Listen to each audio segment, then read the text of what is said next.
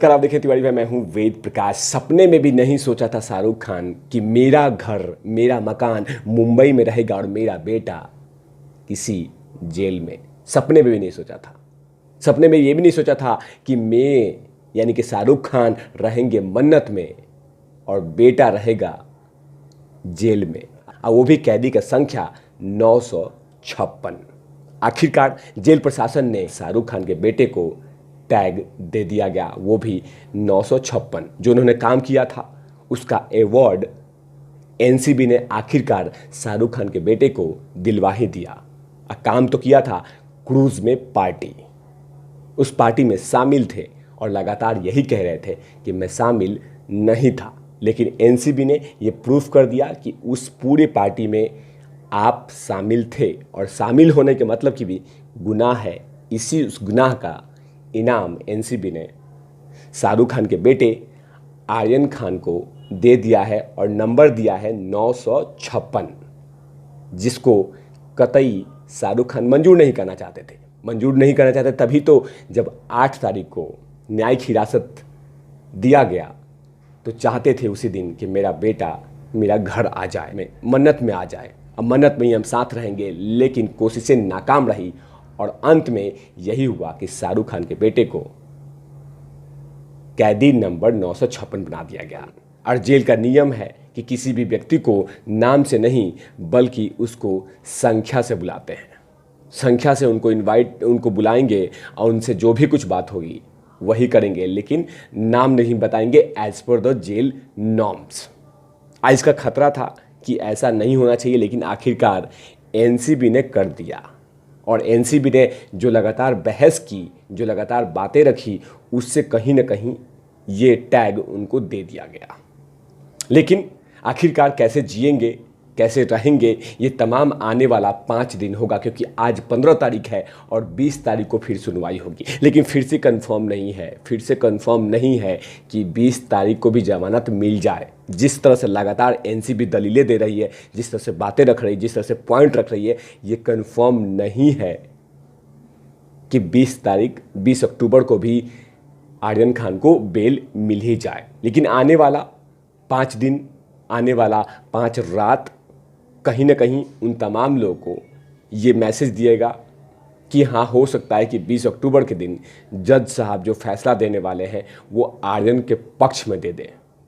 लेकिन जज साहब डिसाइड करेंगे, लेकिन उससे पहले जिस तरह से उनके साथ दलीलें दे गई, वो कहीं ना कहीं दलीलें बड़ी अजीब लगती है। लेकिन उसमें सबसे बड़ी एक बात थी जो एनसीबी ने पकड़ रखा था, वो दुखती रक्त पे। शाहरुख खान का दुखती रक्त था, आर्यन खान का दुखती रक्त था वो मोबाइल चैट। जो मोबाइल चैट था वही पूरी तरह से खेल बिगाड़ कर रख दिया था, क्योंकि जैसे भी और वैसे भी आर्यन खान के वकील ने कहा कि आर्यन खान के जो मोबाइल है, सेलफोन है, वो एनसीबी के कस्टडी में है, एनसीबी के कब्जे में है, और लगातार इसीलिए बहुत सारी बातें निकल के आ रही है। और साथ में उन्होंने ये भी कहा कि सबको पता है कि एनसीबी ने दबाव में ये तमाम बातें उगलवाई है, और सबको पता है ये भी कि एनसीबी या कोई एजेंसी किस तरह से दबाव में बुलवाती है। ये तमाम बातें देसाई साहब ने रखा एनसीबी एनडीपीएस कोर्ट में। लेकिन इधर से एनसीबी के जो वकील अनिल सिंह जी थे, उन्होंने यही कहा कि हमारे पास जो इन्फॉर्मेशन है, जो हमारे पास बातें हैं, उसी के बिहाफ पे हम बात करेंगे। एनसीबी का दावा है कि उनके पास जो आरोपियों के खिलाफ पुख्ता सबूत है, वो जांच शुरुआती चरण में और इससे आगे भी जारी रहेगी। गिरफ्तारी सबूतों के आधार पर की गई है। एनसीबी का ये भी कहना है कि जो भी आरोपी गिरफ्तार किए गए हैं वो तमाम लोग चर्सी है, गंजेड़ी है। एनसीबी ने साफ तौर से कह दिया कि आर्यन खान पहली बार सेवन ये सब चीज़ें नहीं कर रहे हैं।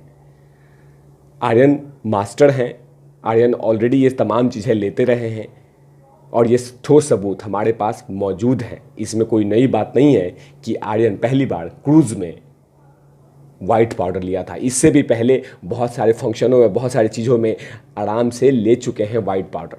तो इसमें पहली बार अचंभित होने की ज़रूरत नहीं है कि आर्यन खान ने ये कुछ लिया है। ये एनसीबी ने कहा है कोर्ट के समक्ष। उसे पता चलता है कि पिछले कुछ सालों से वो लगातार इसका सेवन करते हैं।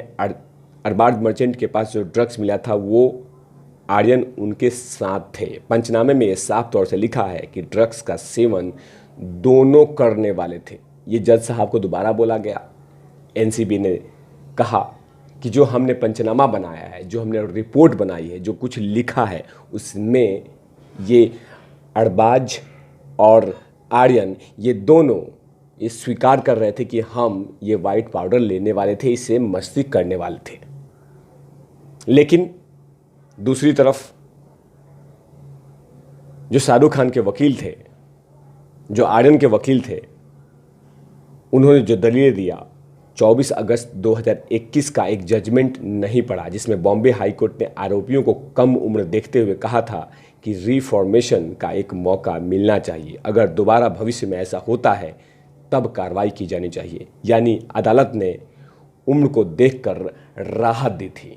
यानी एक कार्ड और भी खिला था। उनके वकील साहब ने कहा कि आर्यन की उम्र बहुत छोटी है, बहुत कम है। और बॉम्बे हाई कोर्ट ने एक फैसला सुनाते हुए में कहा था कि आरोपी की जो उम्र है वो बहुत छोटी है, बहुत कम है, इसलिए इनको राहत देना चाहिए और अगली बार अगर मिलते हैं तो कहीं ना कहीं कार्रवाई कर सकते हैं। यानी कि तुर्क का पत्ता खेला था आर्यन खान के वकील मिस्टर देसाई ने, लेकिन वो तुर्क का पत्ता चला नहीं। क्योंकि सबसे बड़ी जो बात है कि ड्रग्स का मामला ये बाहर तक चला गया है, विदेश तक चला गया है और एनसीबी नहीं चाहती कि इस तमाम चीज़ों को हल्के में जाने दे।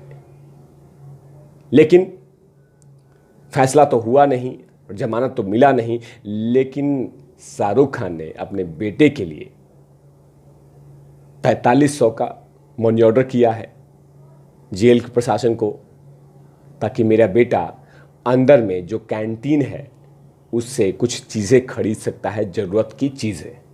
क्योंकि जो नॉर्म्स बोलता है कि एक कैदी को 4500 रुपये का ही पर्ची कूपन कटवाना पड़ता है, इससे ज़्यादा किसी को भी नहीं कटवाना पड़ता है।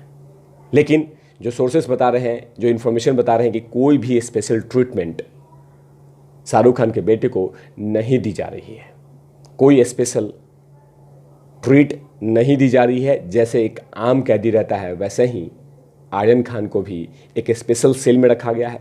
जाहिर सी बात है कि वो उनका जो पाप है, जो उनका गुनाह है, वो बहुत अलग है, इसलिए उनको सबसे अलग रखा गया है। लेकिन फिलहाल कोर्ट ने, सेशन कोर्ट ने एनसीबी को भारी मौका दिया है, खूब मौका दिया है, ताकि जमकर आप इन्वेस्टिगेट कीजिए और तमाम डिटेल्स निकालिए। क्योंकि फैसला सुरक्षित रखा गया है और 20 को देखा जाएगा कि आखिरकार फिर से रहेंगे जेल, क्या मिलेगी बेल। ये 20 अक्टूबर को फैसला आएगा और वही बताएगा कि शाहरुख खान के बेटे आगे रहेंगे या फिर से मन्नत में जन्नत करेंगे। तब तक के लिए आप देखते रहिए तिवारी भैया। मैं हूँ वेद प्रकाश, कैमरामैन ध्रुव लाठी के साथ। Over now lovies.